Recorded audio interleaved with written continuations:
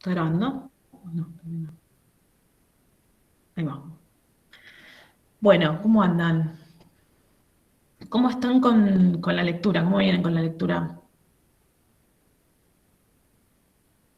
¿Pasó?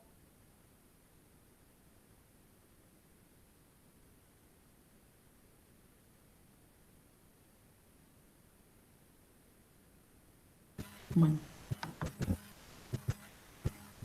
Eh, bueno, arranquemos. Si hay alguna duda me van comentando, pero la idea es que vayamos participando. Por lo que vi, la primera clase es un grupo bastante participativo, así que espero que le pongamos esa onda hoy.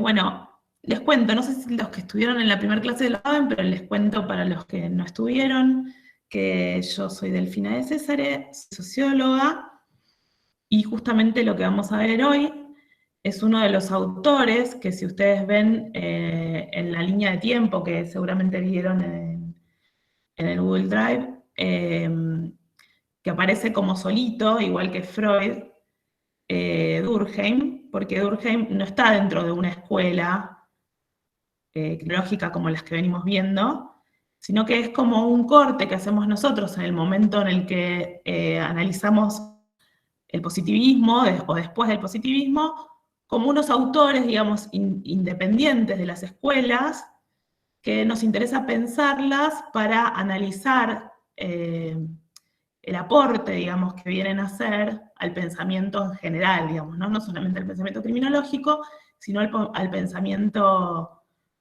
cultural, social, en general, ¿no? En el caso de Freud, más individual, más en lo psicológico, en el caso de Durkheim, en lo sociológico, ¿sí?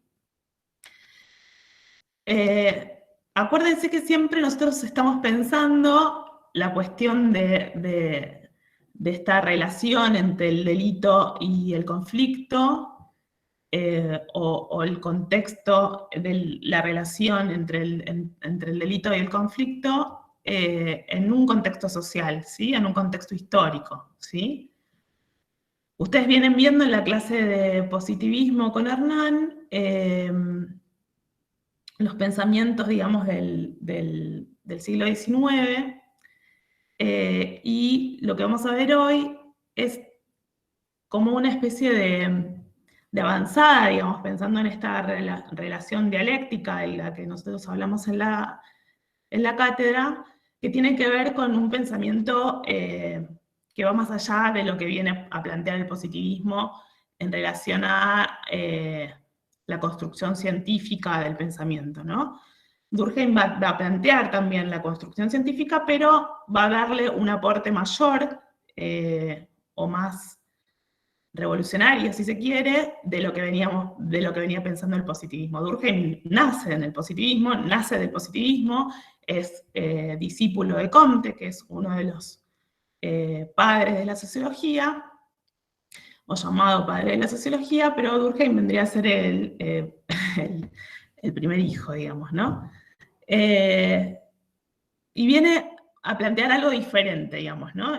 Viene a contarnos un cuento diferente, digamos, o por lo menos intenta separarse un poco de esta idea de causa-efecto de la que viene hablando el positivismo, y también va a plantear un tema del que después, más adelante, va a retomar el funcionalismo, en donde va a buscar, digamos, esta relación de causa-efecto, pero en función de un contexto social, ¿sí?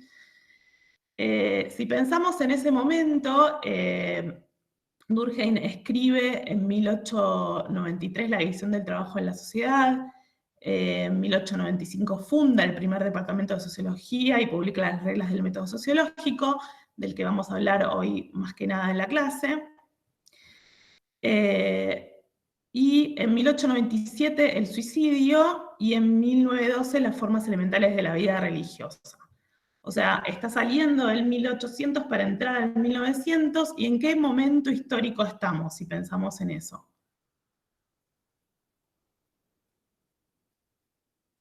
Si pensamos en el sistema capitalista, ¿en qué momento del sistema capitalista estamos? ¿En qué contexto estamos? ¿Recuerdan algo de ese periodo?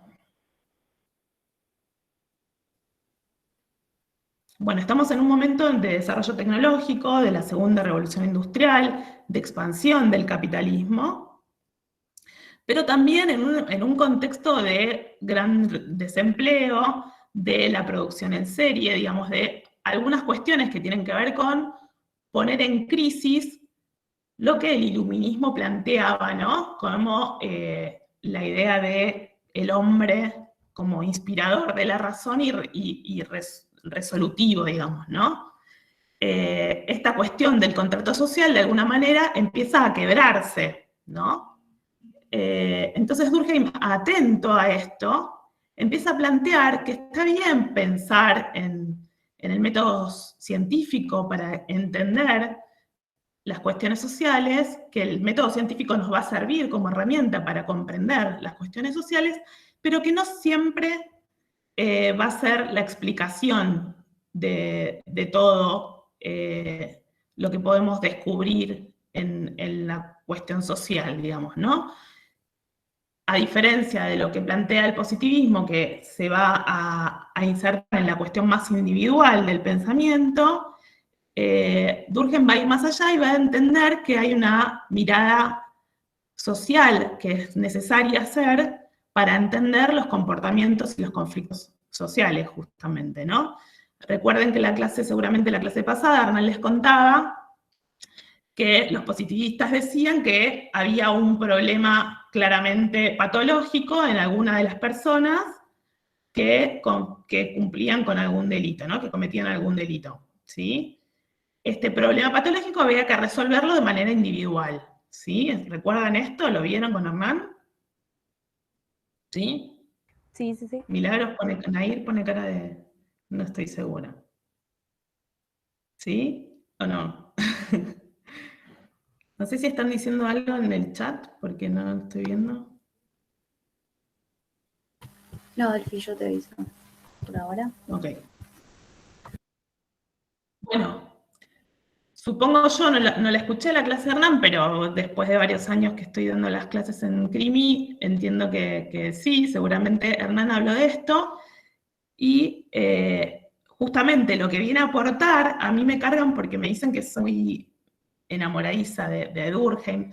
No es que lo ame, digamos, es que me parece que para entender el contexto en el que él escribe, teniendo en cuenta lo que él de alguna manera plantea en la situación del positivismo, en esta cuestión del positivismo que viene como muy dado desde la biología, ¿no? Con esta cuestión de entender las relaciones humanas, en este caso, como si fuera igual que las relaciones biológicas o que las situaciones biológicas que se encuentran en la naturaleza, Durkheim viene a decir, no, muchachos, nosotros podemos analizar las sociedades de la misma manera que lo pueden hacer las ciencias más duras, pero tenemos que mirar más allá de esto. O sea, él va a tomar el método porque no se desprende del todo del positivismo, pero va a decir, no, vamos más allá del análisis concreto que podemos hacer, de ver este vínculo de que el conflicto está en una persona en particular, y podemos analizar qué pasa más allá de eso y entender dónde está ese conflicto o por qué suceden esos conflictos. En el entender por qué suceden esos conflictos es que Durkheim se va a centrar en todas sus obras, digamos, ¿no?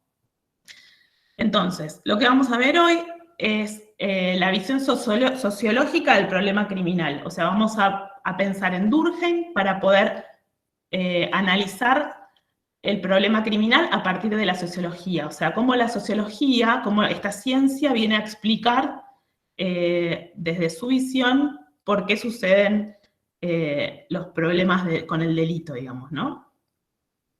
Y también va a explicar esta relación entre conflicto y control del que vienen hablando todas las clases, ¿no? Siempre, entonces, vamos a ver al delito desde un lugar dominación, digamos, ¿no? Durkheim no lo va a plantear desde ese lugar, pero sí va a mirar que hay una función en el delito que de alguna manera domina, digamos, pero domina el comportamiento social, ¿sí? Entonces va a pensar la cuestión criminal como fenómeno social y no como un fenómeno individual como veníamos pensando con el positivismo, ¿sí?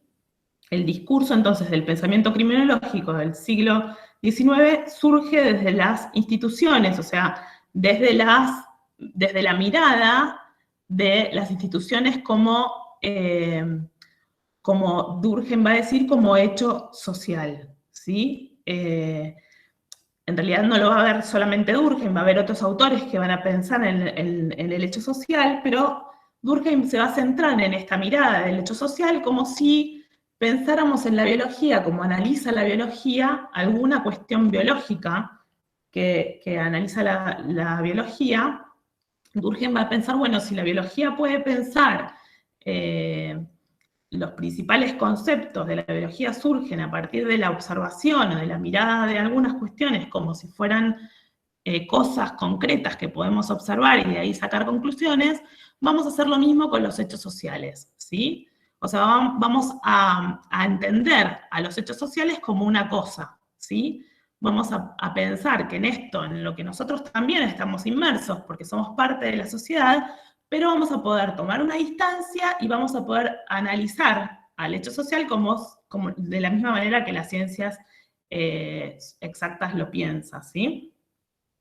Entonces, el sujeto social se va a transformar en un nuevo objeto, ¿sí? O sea, en el pensamiento positivista más duro, esto está bien claro, ¿no? Cuando pensamos en la clase que dio Hernán la clase pasada, está bien claro, ¿por qué? Porque a partir del análisis del cerebro de esa persona, de algunas cuestiones físicas, de cómo se comporta, podíamos pensar, según esa escuela del positivismo,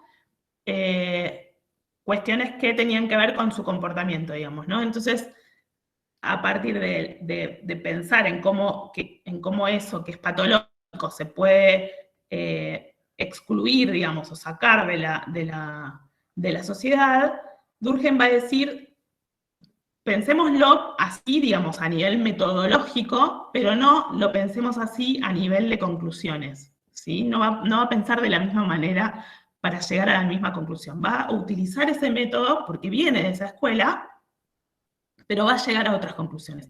No va a pensar en la cosa como una cuestión individual, sino justamente como una cuestión social.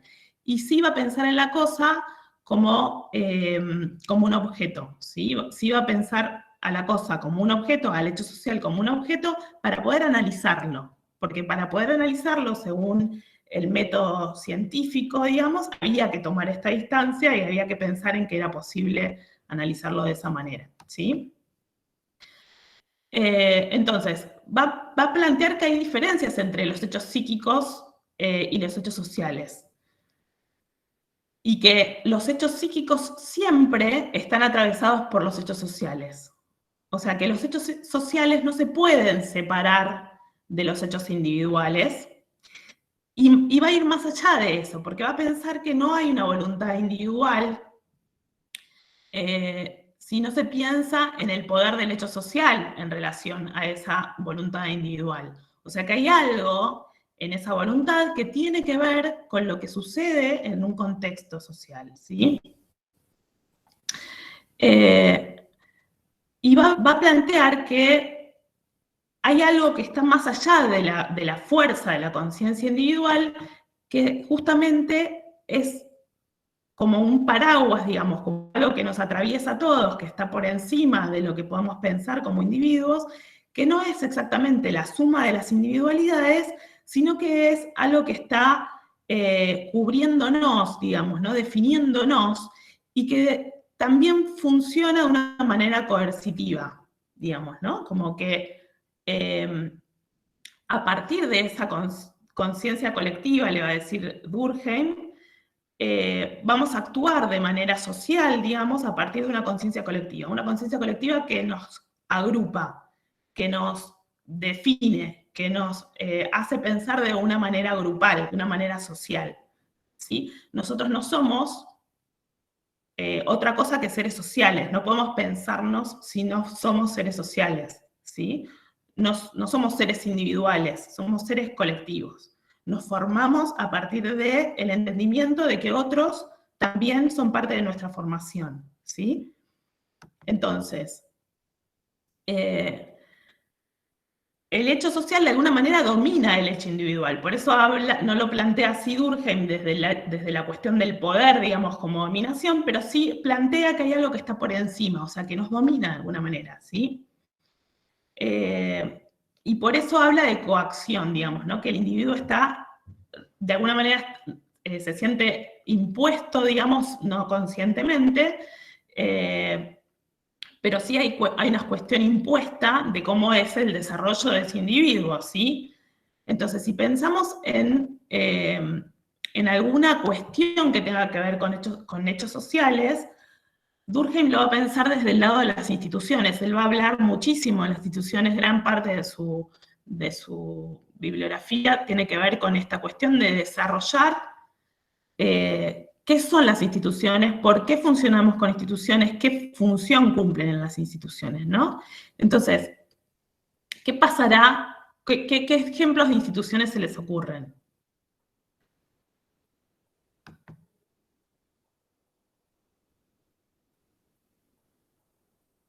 La cárcel, la escuela. La policía. Muy bien. El Estado también puede ser. Perfecto. Y hay una cuestión que va a agregar a esto, Durkheim, que viene muy del positivismo, y que es la cuestión de que hay una correspondencia en todo hecho social que viene dado por una causa y un efecto. Esto es bien positivista de parte de él, pero le va a ayudar a entender esto que él quiere explicar, digamos, ¿no? Esto que quiere decir con respecto a lo coercitivo, ¿no? Yo cuando hablo de coercitivo y con cuestiones que por ahí son menos palpables, hablo de, bueno, alguien dijo la escuela, ¿no? Pero previamente a la escuela está el lenguaje, ¿no? Esto que nosotros aprendemos de muy pequeños, ¿no? El lenguaje es coercitivo, a nosotros no nos preguntan qué lenguaje queremos aprender, nos enseñan ¿por qué?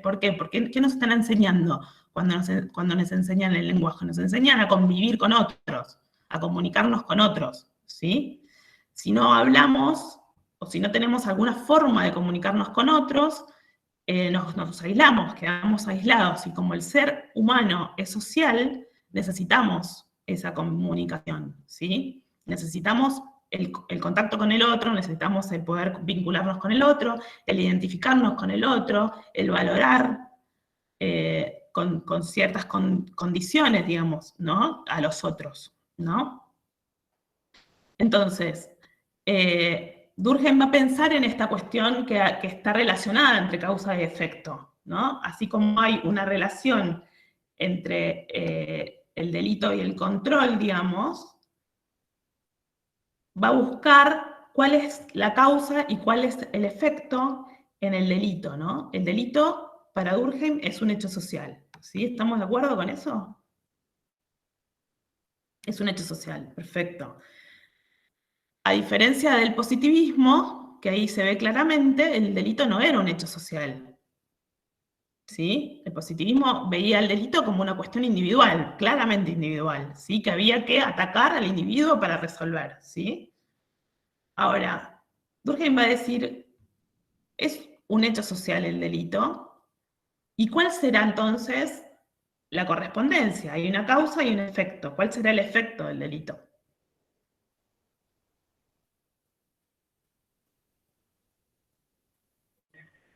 La infracción a la norma o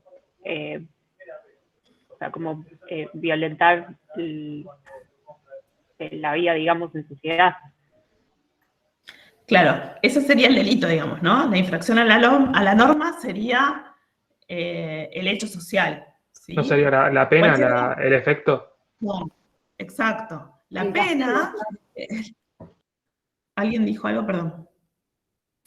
el castigo. El castigo, la pena, la forma de resolver ese problema que tenemos, que sería el delito, es justamente el efecto, digamos, ¿no? Y va a ir más allá de eso, porque va a decir, ¿cuál es el efecto entonces? No solamente es castigar, sino que haya algo más que eso, porque tenemos que seguir viviendo en sociedad. Y se acuerdan que al principio de la clase yo les decía que él va a inaugurar de alguna manera el pensamiento del funcionalismo, que va a venir después en los 50, digamos, ¿no? Pero que de alguna manera el funcionalismo va a tomar esta idea de función. ¿Cuál es la función del delito entonces? Si Durkheim va a pensar en estos hechos sociales, en una relación de causa y efecto, y en esa relación va a descubrir que hay un porqué, digamos, que tiene un sentido, ¿cuál sería ese sentido, digamos? ¿Cuál es la función del delito? ¿O cuál se les ocurre que puede ser la función?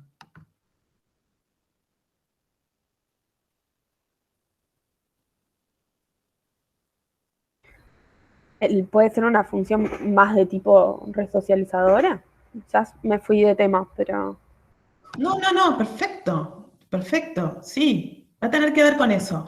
No solamente con resocializar, que quizás es un pensamiento un poco más, más acá, digamos, ¿no? Sino que va a tener que ver con esta cuestión de la conciencia colectiva, va a tener que ver con esta cuestión de agrupar, de identificarnos, de entendernos, ¿sí? Durkheim va a hablar muchísimo también sobre la anomia, ¿no? Pero para hablar de la anomia, primero va a definir qué son los fenómenos normales. Y va a decir que los fenómenos normales, a diferencia de lo que se pensaba antes con el positivismo, es que se van a definir con la cantidad de veces en las que ocurren, ¿sí? O sea que los fenómenos normales van a ser aquellos que se den con mayor generalidad, con mayor asiduidad, con mayor cantidad de veces, ¿sí? Y los patológicos van a ser justamente los que no son mayoría, ¿sí? Entonces, se va a separar del positivismo porque va a pensar justamente en esto, en que lo anormal para el positivismo era lo patológico, ¿sí? Y él va a decir, no, lo normal es lo que sucede mucho, ¿sí? Lo que se sucede mucha cantidad de veces. Podría variar, por supuesto, pero si, por ejemplo, si seguimos con la idea del delito, si el delito es constante, el delito va a ser normal. Y sería patológico si disminuyera o no existiera. ¿Sí? ¿Estamos hasta ahí? ¿Qué les parece esto? Porque a veces es raro escuchar que el delito es normal, ¿no? Más cuando se estudia que hay que atacar de alguna manera el delito, digamos, hay que disminuir el delito, hay que hacer que las sociedades vivan en lo posible con el menor delito posible, ¿no? O sea, eso es lo que escuchamos todo el tiempo. Ahora, Durkheim va a decir, el delito nos acompañó siempre. No es que ahora apareció el delito, siempre hubo delito, en mayor o menor medida, ¿sí? Ahora, cuando es mucha cantidad, en lugar de pensarlo como algo patológico, lo va a pensar como algo normal. ¿Y por qué va a pensar en el delito como algo normal? Justamente porque va a pensar en qué rol va a cumplir el delito. Si es algo normal, ¿qué función va a cumplir el delito dentro de la sociedad? Entonces, desde esta idea de causa-efecto que él piensa, porque también pensamos en que sigue habiendo un desarrollo positivista, a pesar de que él se quiere, no conscientemente, pero aunque se separa del positivismo en muchos aspectos, él sigue pensando en esta cuestión evolucionista, ¿no? En esta cuestión de, no, bueno, pero si esto está, debe estar bueno, ¿no? Y si está bueno, tenemos que ver qué es lo bueno de todo esto, ¿no? Porque si no, no tiene sentido no tendría sentido en general en el mundo, ¿no? Pero para él va a tener sentido, porque de alguna manera sigue pensando en la evolución de la especie, sigue pensando en estas ideas de progreso, de que todo va para adelante, ¿no? Entonces, desde ese lugar va a decir, no, bueno, pero si nosotros en vez de patologizar el delito, de pensar que es algo patológico, pensamos que es algo normal, pensemos en qué viene a aportar. Eso es lo que viene a decirnos Durkheim, por eso lo quiero tanto. Bueno, y también va a hacer algunas definiciones sobre el delito.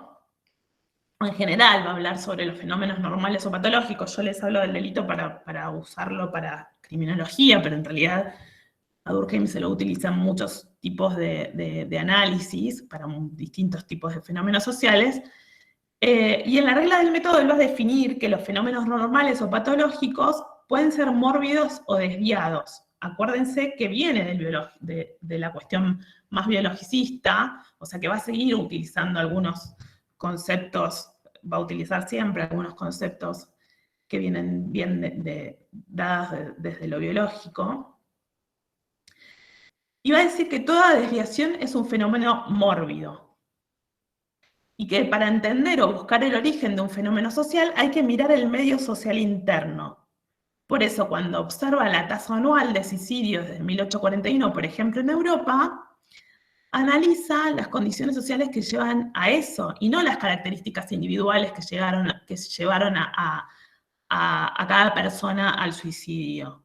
Va a decir, bueno, pero ¿qué pasa? Y le preocupa, porque está preocupado, él cuando escribe está preocupado por las tasas altas de suicidio. Va a decir, ¿qué pasa?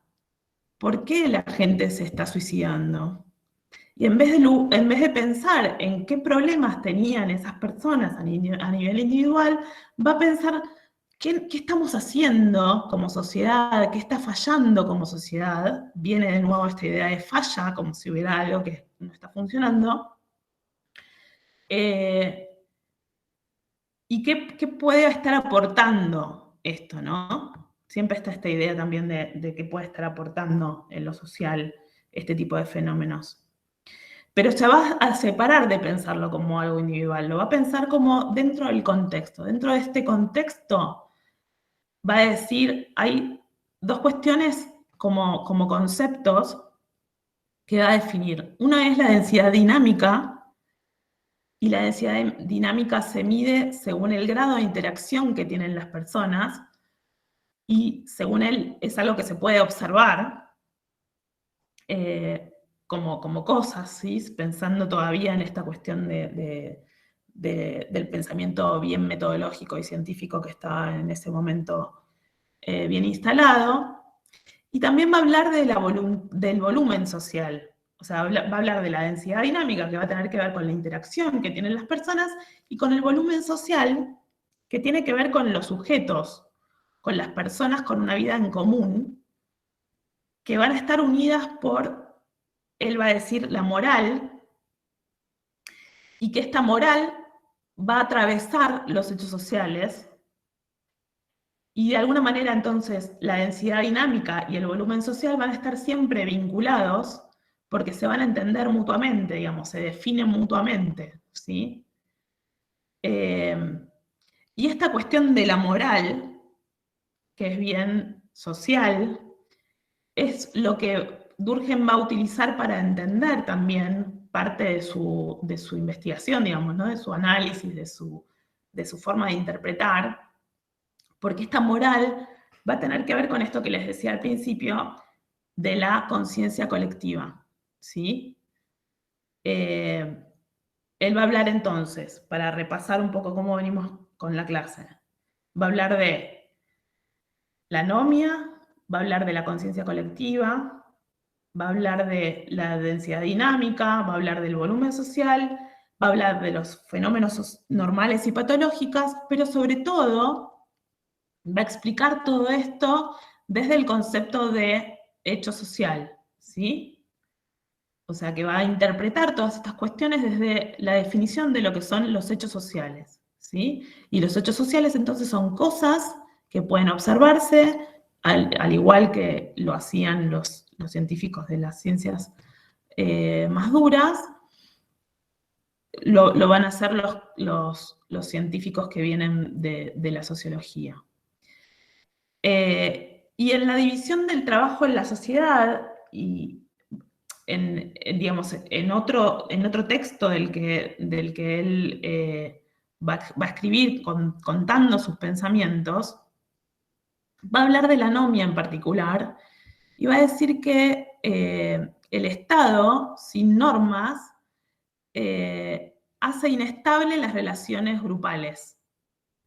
Entonces, si hay relaciones inestables, impide una integración social, digamos, ¿no? O cordial, o remite, digamos, a esta cuestión de las normas morales y sociales que se supone que tienen que estar contenidas en esta conciencia colectiva, ¿no? Entonces, si retomamos todas estas cuestiones de las que venimos hablando en relación a los hechos sociales, en relación a la conciencia colectiva, y pensamos específicamente en el delito, ¿no? ¿Cómo resolvemos la cuestión, o cómo podemos pensar que Durkheim está pensando en qué función cumple el delito en un estado de anomia, por ejemplo?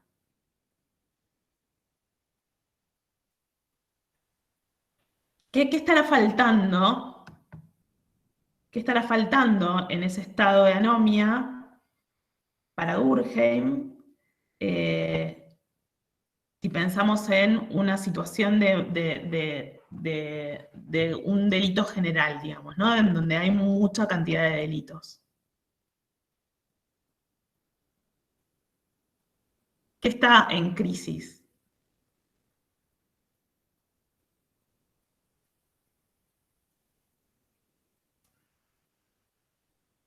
¿Se les ocurre? No. Bueno, a ver. Todavía estoy procesando todo, ¿no? Perdón, yo por ahí lo doy como entendido y estoy como tan acostumbrada que pienso que se resuelve. A ver, pensemos, ¿Puede si ser? hay algo que... Sí, No, sí puede ser la legitimidad de las normas. claro, pero la legitimidad de la norma va a estar más allá, porque Durkheim va a mirar más allá, ¿sí? ¿Por qué está en duda la legitimidad de la norma? ¿Qué es lo que está en crisis? Lo que está en crisis es lo que yo les decía que tenía que ver con el paraguas, que nos agrupa, que nos contiene, que nos hace sociales. Esta serie de valores que nos construyen como sociedad, dice Durkheim, está en crisis. ¿Sí? Estamos en un momento, acuérdense al principio de la clase, momento de desempleo, momento de avance tecnológico a full, momento de fabricación en serie, momento de un individuo que está disociado, ¿sí? Entonces, lo social como tal no está funcionando, ¿sí? Hay algo ahí que está andando mal. Y en el suicidio, por ejemplo, él justamente está diciendo acá hay un estado de ausencia de valores morales, religiosos, cívicos, los que ustedes quieran, digamos, ¿no? Pero que tienen que ver con esto, con esta construcción de lo social. Y entonces va a pensar que si no hay una regulación social, hay una situación de angustia fuerte, profunda, que es lo que puede producir un suicidio, por ejemplo, ¿sí? Cuando hay una destrucción de lo que él piensa que es el orden social, ¿sí? En esto también es súper positivista, ¿sí? O sea, hay un orden social, un orden que debería estar de una manera, y ese orden no está evolucionando hacia el lugar donde se supone que tiene que ir.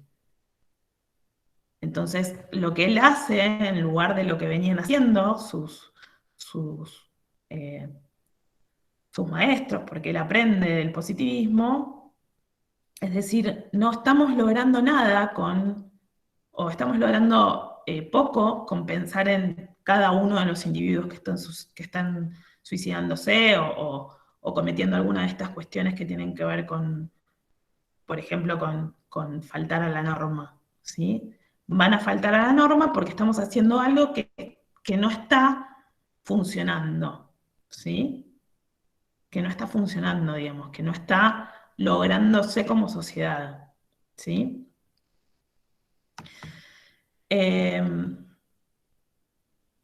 Entonces, para él la estructura social va a ejercer un poder más fuerte que lo que se pensaba antes en función de lo que el individuo puede hacer. Como tenemos este paraguas que nos cubre, pero que también nos define de alguna manera y que nos exige también, porque no deja de ser coercitivo, ejerce esa presión en la estructura social y por eso, porque ejerce esta presión, es que suceden de manera masiva algunas cuestiones que tienen que ver con la anomia, digamos, ¿no? Con estas situaciones que él ve específicamente en el suicidio, por ejemplo, ¿no? Esto después se va a vincular cuando veamos Merton, por ejemplo, que va a ser en unas clases, lo vamos a ver más específicamente en función de justamente en pensar en la función que cumple esta especie podríamos pensar, si retomáramos al iluminismo, podríamos pensar en este contrato social que está quebrado, ¿no? Pero también pensemos en que hay un contrato social, pensando en que nos creemos ese discurso, ¿no?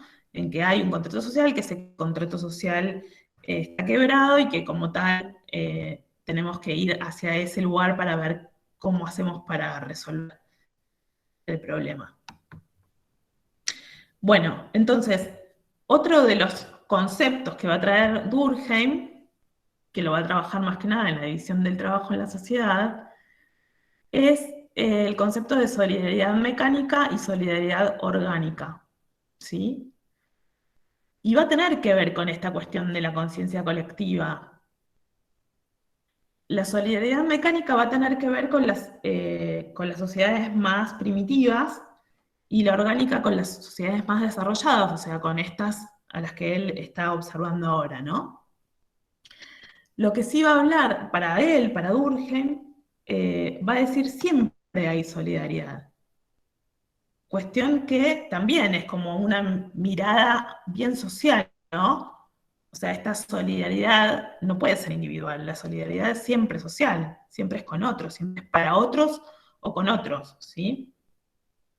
Y él va a decir, bueno, pero esto también es otro hecho que sucede y que podríamos analizar por qué sucede.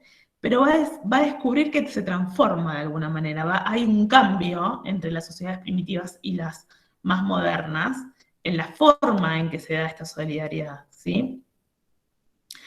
En la solidaridad mecánica, él va a decir que es una forma social compuesta por individuos que se diferencian poco entre sí, en donde la cohesión nace a partir de las creencias y valores compartidos. Se diferencian poco entre sí en la solidaridad mecánica los sujetos, ¿sí? En cambio, en la orgánica, la forma de solidaridad social está compuesta por individuos que se diferencian entre sí y en donde la cohesión se produce por la interdependencia entre estos. Acuérdense de la densidad de la que hablábamos antes, ¿sí? ¿Y por qué va a pensar en esto? ¿Por qué va a decir que se diferencian entre sí y que la cohesión se produce por la interdependencia entre estos? Por la cuestión de la división del trabajo en la sociedad. ¿Por qué se les ocurre que a Durkheim se le ocurrió pensar en que la división del trabajo en la sociedad viene a traer otro tipo de solidaridad que se llama orgánica, que es diferente a la solidaridad de las sociedades primitivas, que era mecánica, y en donde él observa que la cohesión, a diferencia de las que en las primitivas se da por las creencias y los valores compartidos, en esta se da por la interdependencia que hay entre los sujetos. No sé si quieren relacionarlo con la idea de Marx de la división social del trabajo, justamente que Marx viene a criticar, Durkheim no lo está criticando, está diciendo que cumple otra función, que es la de cohesionar, y que la cohesión va a tener que ver con esta interdependencia que existe entre los sujetos. ¿Sí? ¿Lo ven o no? ¿O es muy abstracto? Me parece como un poco muy optimista, si es que lo entendí bien.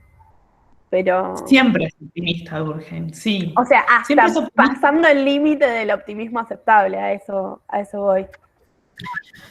Claro, pero porque viene de esta mirada, digamos, ¿no? De que, bueno, esto en algún momento va a cambiar y vamos a ser mejores, ¿no?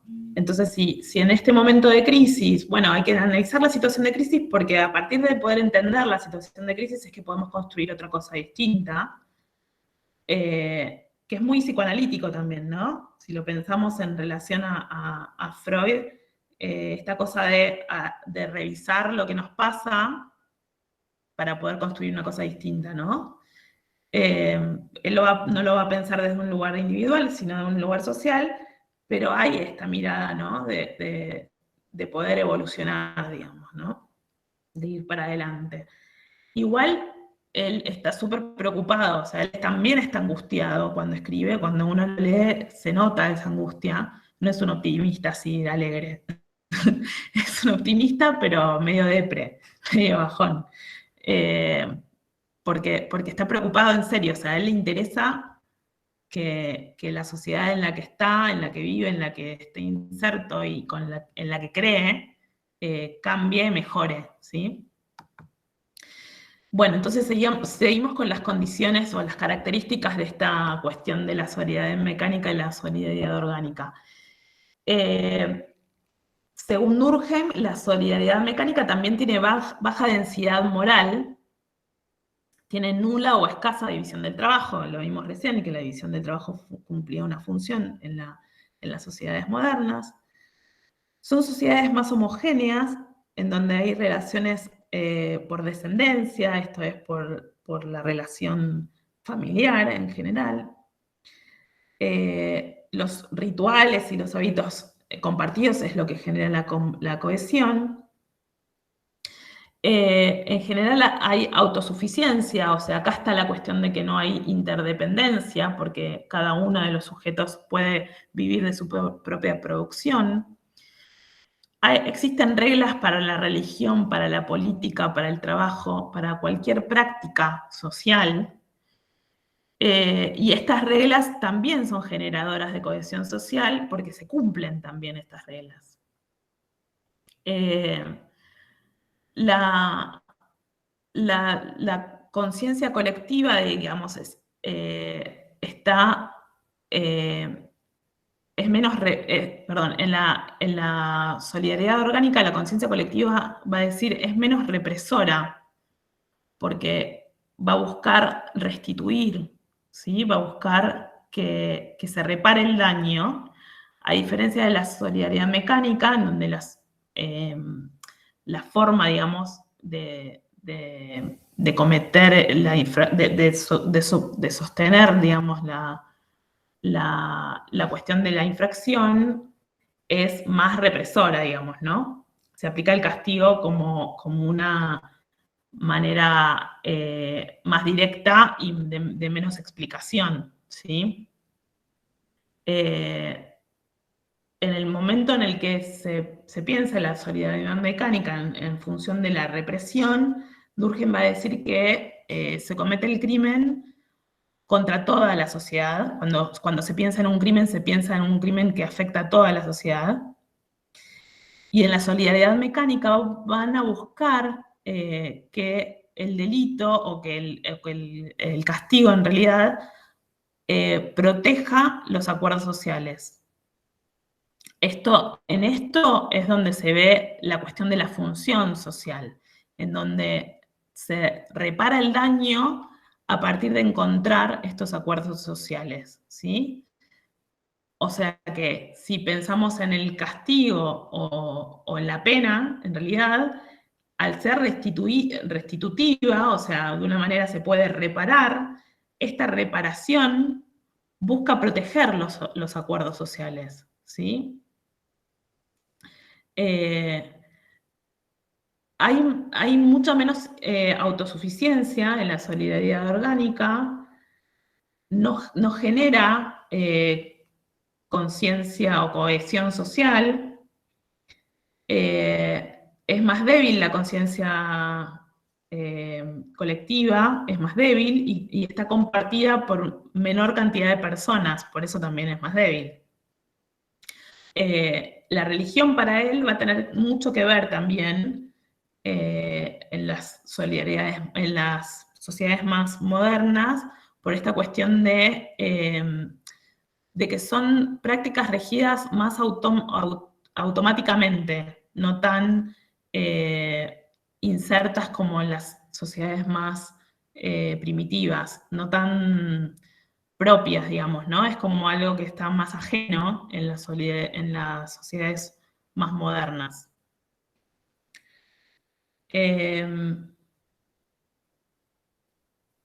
Voy a leerles algunos párrafos del texto de Anitúa para que lo veamos juntos y lo resolvamos juntos, a ver si se entiende en función de la clase y de todo lo que venimos viendo, porque justamente cuando uno lee y no hay un conocimiento previo, por ahí se puede interpretar de diferentes maneras. Entonces vamos a intentar pensarlo, no porque no pueda haber distintas formas de interpretarlo, sino porque está bueno que si hay dudas en la interpretación, lo podamos resolver, ¿sí?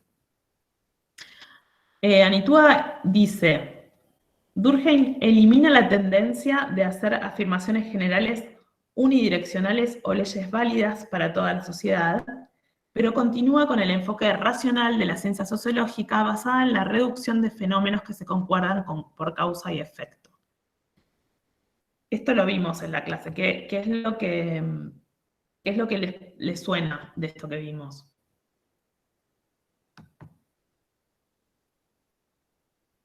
¿Quieren que les lea de nuevo? Sí, por favor. Durkheim elimina la tendencia de hacer afirmaciones generales, unidireccionales o leyes válidas para toda la sociedad. Elimina la tendencia de hacer afirmaciones generales, unidireccionales o leyes válidas para toda la sociedad. O sea, Anitúa interpreta que Durkheim elimina la tendencia de hacer afirmaciones generales, pero continúa con el enfoque racional de la ciencia sociológica basada en la reducción de fenómenos que se concuerdan por causa y efecto. O sea, Anitúa está pensando en la interpretación que él hace sobre Durkheim, que Durkheim no quiere o intenta, para mí intenta más que elimina, para mí no elimina del todo, pero sí busca la tendencia de hacer afirmaciones generales unidireccionales, como la venía haciendo el positivismo, ¿sí?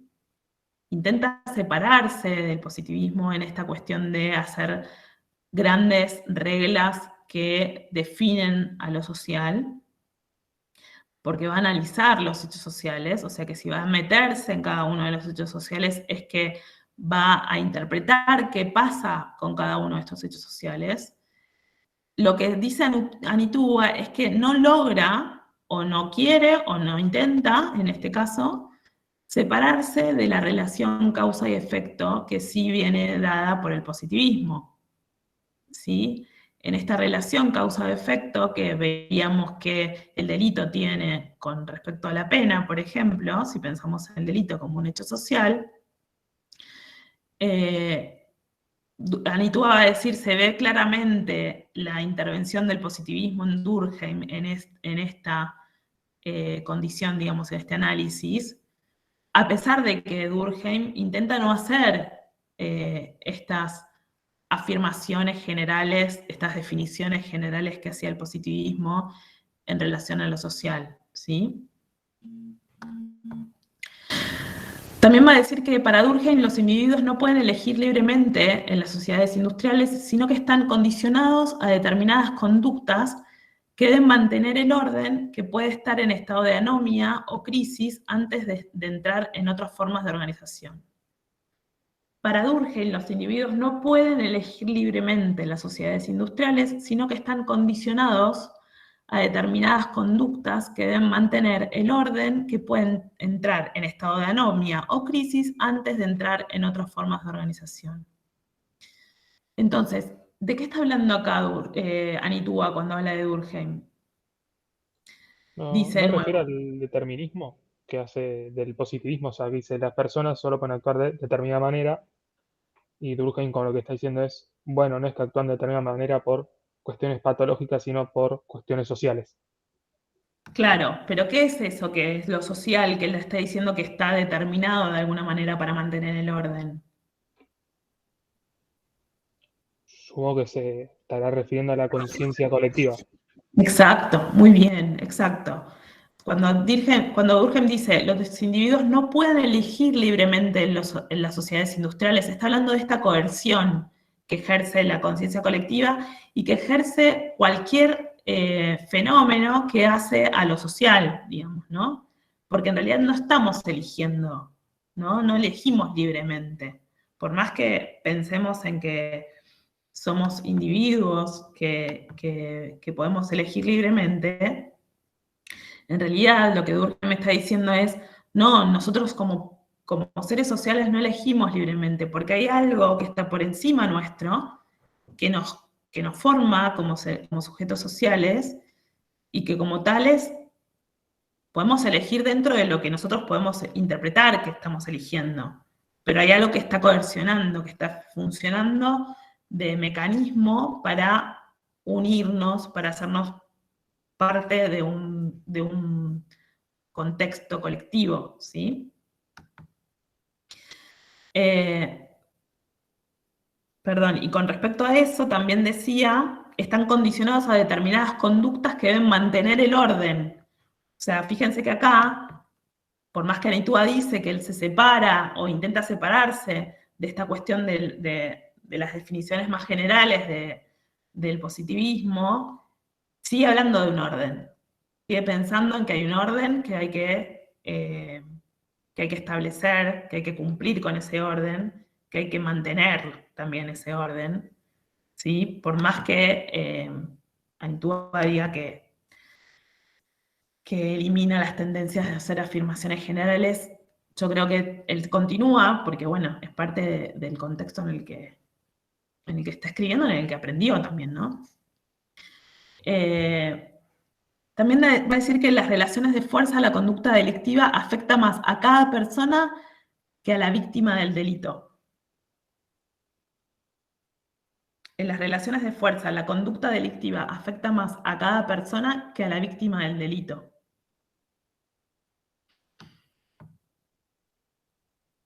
¿Qué piensan de esto? O sea, va a afectar más a cada una de las personas que no necesariamente estuvieron involucradas en el hecho que a la víctima que sufrió el hecho. ¿Sí? O sea que cuando se comete un delito, Durkheim va a decir, cuando se comete un delito, lo que queda afectado es lo social. ¿Sí? Lo que queda en crisis es la moral, lo que nos une, lo que nos atraviesa, más allá de lo que nosotros podamos comprender, entender o palpar, ¿sí? Que por supuesto la víctima del delito va a sufrir, pero hay una cuestión que es más inconmensurable, que es menos palpable, que es menos entendible, que es menos fácil de acceder a entender, ¿sí? Y él dice a cada una de las personas, porque también de alguna manera está pensando en esta suma de individualidades que después él va a resolver pensando en que va más allá de la suma de las individualidades, ¿no? Porque va a pensar en el Estado, va a pensar en la función que cumple el Estado, va a pensar en una estructura más grande que no tiene que ver con la suma de las individualidades, sino como una entidad que nos atraviesa, nos está cubriendo por encima de lo que nosotros como personas conscientes e individuales podemos comprender. También Alitua va a decir, con el funcionalismo el delito pasa a ser comportamientos desviados, analiza las funciones que tiene el delito dentro de un sistema social o sociedad. La pena y las diferentes instituciones cumplen con una función. ¿Cuál es esa función entonces? Que lo vimos.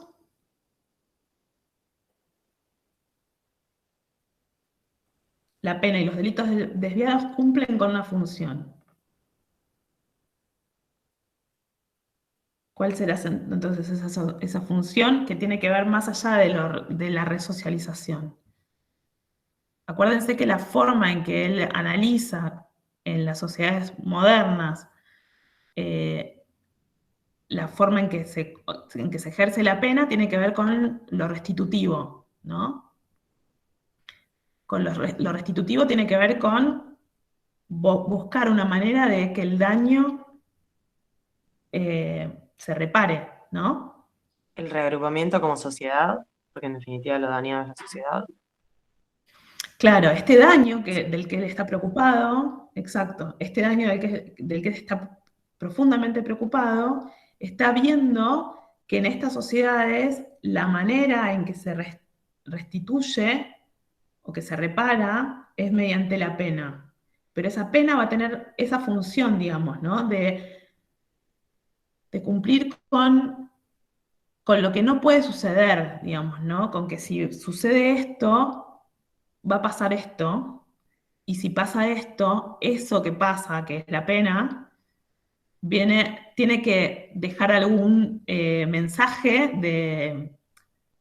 de aprendizaje, ¿no? Algún mensaje que nos siga agrupando como personas, ¿sí? Por eso no piensa en que lo represivo sea constructivo, ¿sí? Por eso piensa en que buscar la forma en que se restituye el delito cometido, digamos, se restituye mediante la pena, que ese hecho cometido deje de ser algo que esté quebrando a la sociedad, ¿sí? Si simplemente lo reprimimos, no hay aprendizaje, ¿sí?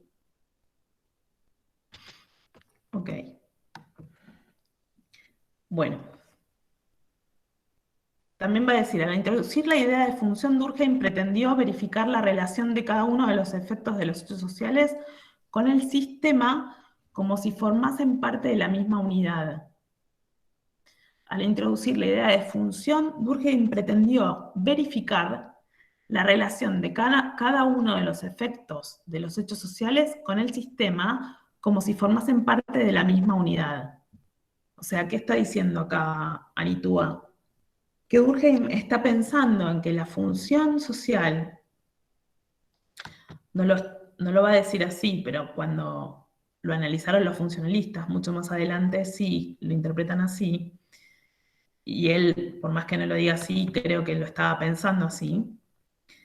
Esta función va a ser imposible de pensarla fuera del sistema, ¿sí? O sea, esta relación que existe entre delito y pena, por ejemplo, que es funcional, va a ser funcional dentro del sistema, ¿sí? Va a ser funcional dentro de una determinada sociedad, ¿sí? Él va a decir, los delitos funcionan en distintas sociedades a pesar de que las sociedades sean diferentes, pero cada una de estas relaciones entre delito y pena van a variar según el sistema en el que estén insertas, ¿sí? Según los tipos de características que tengan estas sociedades, ¿sí? Por eso, por más que sea represor, la forma de castigar, digamos, igualmente, aunque sea represor, sigue habiendo una función, ¿sí? Está dentro de un sistema que todavía, para Durkheim, no tuvo ese desarrollo que supuestamente va a tener la solidaridad mecánica a la solidaridad orgánica. pero sí sigue habiendo una relación funcional de causa y efecto en el hecho social, que en este caso puede ser el delito. ¿Sí? Entonces, esto es genial para mí, de parte de Durkheim, va a decir, el delito es necesario y útil en la vida social. Es indispensable para la evolución normal de la moral y el derecho en una sociedad. O sea que no solamente es funcional, sino que es útil. ¿Sí? O sea que el delito no solamente es funcional, sino que es útil. ¿Sí? ¿Se ve esto? ¿O estamos muy abstractos?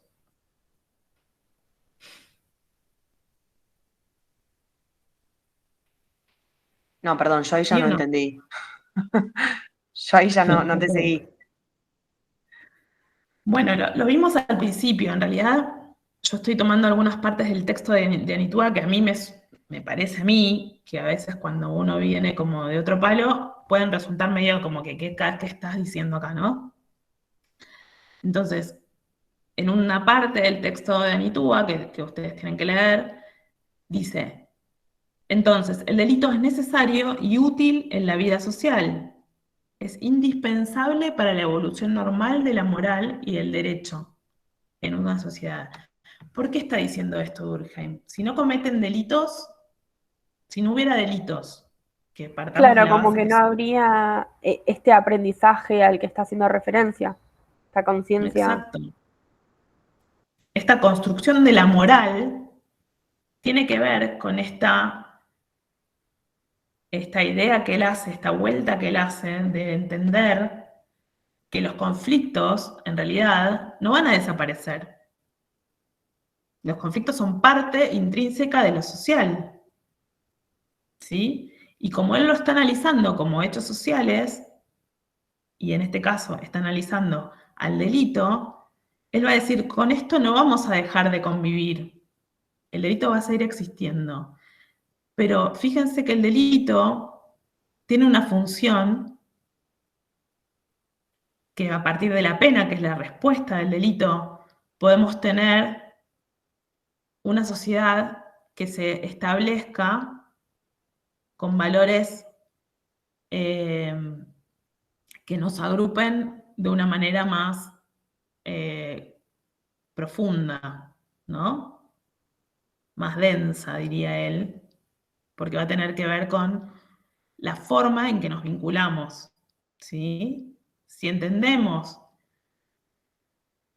que el castigo cumple una función, y en el caso de las sociedades más primitivas, cumple una función más represora, pero que también está cumpliendo con una función que en las sociedades primitivas puede ser la de la vergüenza, por ejemplo. Por eso él va a decir que no es tan constructiva. Pero en las sociedades más modernas, en donde él plantea que el delito es más restitutivo, esta manera de pensar en la función no solamente va a decir que es funcional, sino que es necesaria, ¿sí? Que es útil, ¿sí? ¿Se entendió? Sí, perfecto. Buenísimo. Entonces, también va a decir que la venganza se mantiene como pasión motivadora del castigo. Va a decir que es una emoción irracional y reflexiva determinada por el sentido de lo sagrado, y que el castigo entonces es una institución expresiva. Tiene más que ver con la idea de prisión que define el bien social que con la idea positivista del castigo como tratamiento. Va a decir que el castigo entonces es una institución expresiva. ¿En qué viene a expresar el castigo? ¿Por qué es una institución expresiva?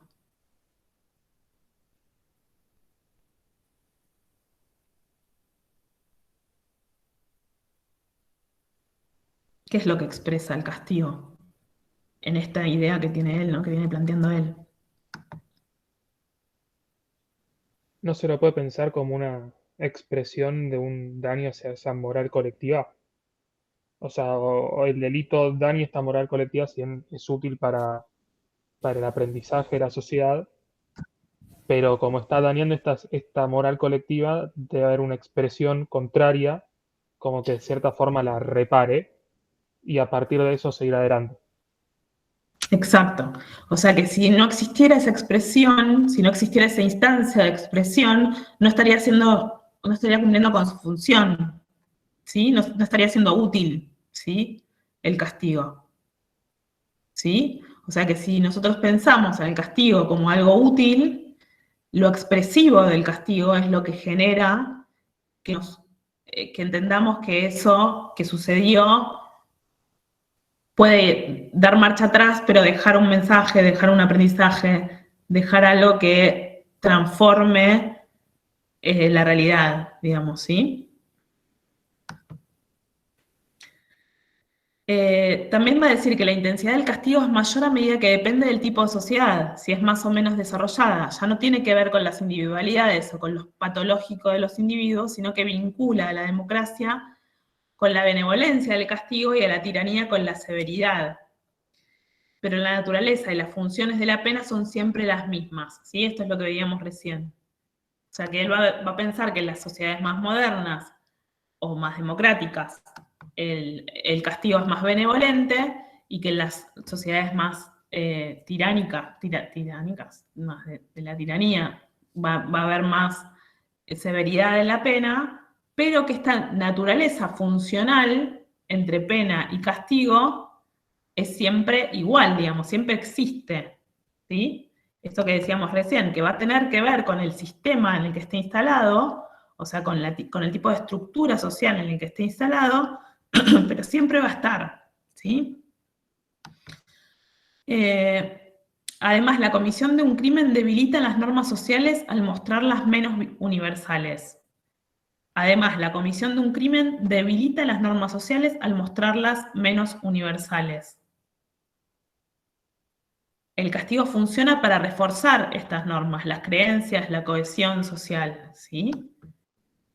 Lo que genera la cohesión social tiene que ver con la conciencia colectiva, con una conciencia colectiva que agrupe, ¿sí? Si nosotros tenemos un castigo reparador, de alguna manera, llamémoslo así, va a funcionar para reforzar las normas, ¿sí? Para reforzar las creencias, para reforzar la identidad de grupo, de sociedad, va a funcionar como control, ¿sí? Bueno, y para dejar de aburrirlos, les voy a leer directamente de Durkheim, de las formas elementales de la vida religiosa, un textito que a mí me parece, o dos textitos que a mí me parecen que están buenos para analizar un poco lo que venimos viendo, pero desde la fuente original, que es Durkheim mismo, porque a veces en la literatura, digamos, en lo que uno lee, no va directamente a la fuente, y a mí me parece interesante ir a los autores. Dice así: siempre que se intenta explicar un asunto humano tomado en un momento determinado del tiempo, siempre que se intenta explicar un asunto humano tomado en un momento determinado del tiempo, ya se trate de una creencia religiosa, de una norma moral, de un precepto jurídico, de una técnica estética, de un régimen económico, es preciso comenzar por remontarse hasta su forma más primitiva y más simple, buscar la enumeración de los caracteres por los que se define en este periodo de su existencia y luego mostrar cómo poco a poco se ha desarrollado y complicado, cómo ha llegado hasta lo que es en el momento a considerar. ¿De qué está hablando Durkheim acá? No sé si alguno, por ahí se les hizo medio largo, pero ¿alguno captó algo de lo que venimos viendo en la clase? ¿No? Digo, Durkheim está planteando la cuestión, primero la cuestión metodológica, ¿no?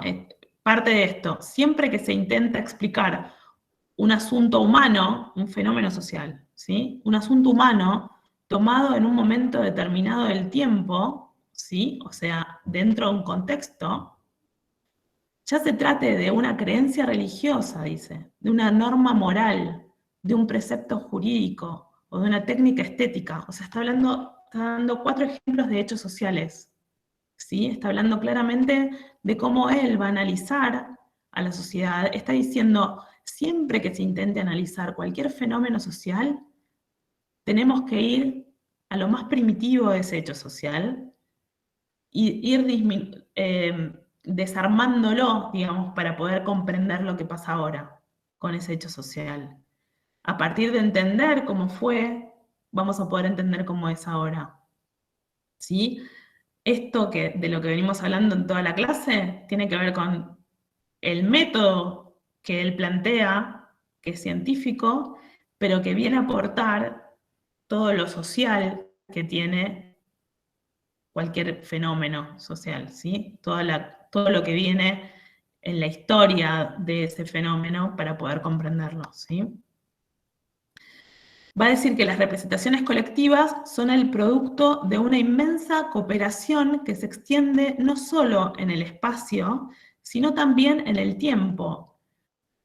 Para constituirlas, una inmensa multitud de espíritus diferentes ha asociado, mezclado y combinado sus ideas y sus generaciones, han acumulado allí esta experiencia y su saber.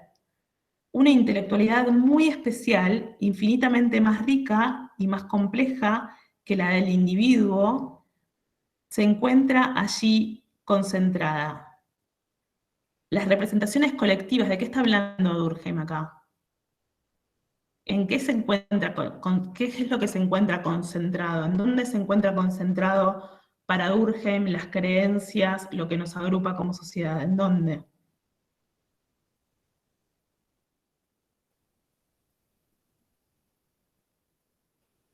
Eso que nos atraviesa, que nos sirve de paraguas o de contenedor dentro de lo social, ¿cómo lo llama Durkheim? La conciencia colectiva. Exacto. Fíjense cómo la describe. Las representaciones colectivas son el producto de una inmensa cooperación que se extiende no solo en el espacio, sino también en el tiempo, para constituir una inmensa multitud de espíritus diferentes, han asociado, mezclado y combinado sus ideas y sus sentimientos. Largas series de generaciones han acumulado allí su experiencia y su saber, ¿sí? Esto es la conciencia colectiva, es la experiencia, es el conocimiento, es el saber, tiene que ver con el tiempo, tiene que ver con el espíritu, tiene que ver con las ideas, ¿sí? Todo eso es la conciencia colectiva. Y a partir de la conciencia colectiva es que nosotros podemos comprender los hechos sociales. A partir de los hechos sociales podemos comprender lo que se define como norma o como anomia. Y a partir de los vínculos que él va viendo en este desarrollo histórico que hace sobre los hechos sociales, es que puede definir cómo se construye la solidaridad orgánica y la solidaridad mecánica. ¿Sí? O sea, Bueno. sería como la evolución del conocimiento y de las sociedades en sí mismas. Sí, del O conocimiento y de sea, muchas otras cosas. ¿Sí? sí, digo, conocimiento, saber colectivo, creencias, digamos, de todo lo que conforma la sociedad, la evolución de Exacto, todos esos saberes conjuntos de las sociedades a lo largo del tiempo. exacto. Y toda esa construcción, cómo fue cambiando, y a partir de crisis como las que está viviendo él, plantea cómo podemos hacer para modificar esta situación y estar mejor de lo que estamos, pero siempre pensando en que va para adelante la cosa. ¿Sí? Bueno, fui un poquito densa hoy, me parece. No hablaron nada, chicos. A mí me dijeron que era un grupo que participaba mucho. Me parece que los atosigue. Bueno, no sé, ¿tienen alguna duda? yo les aconsejo que lean a Anitúa, si quieren hoy, ahora, porque seguro que no tienen nada más que hacer.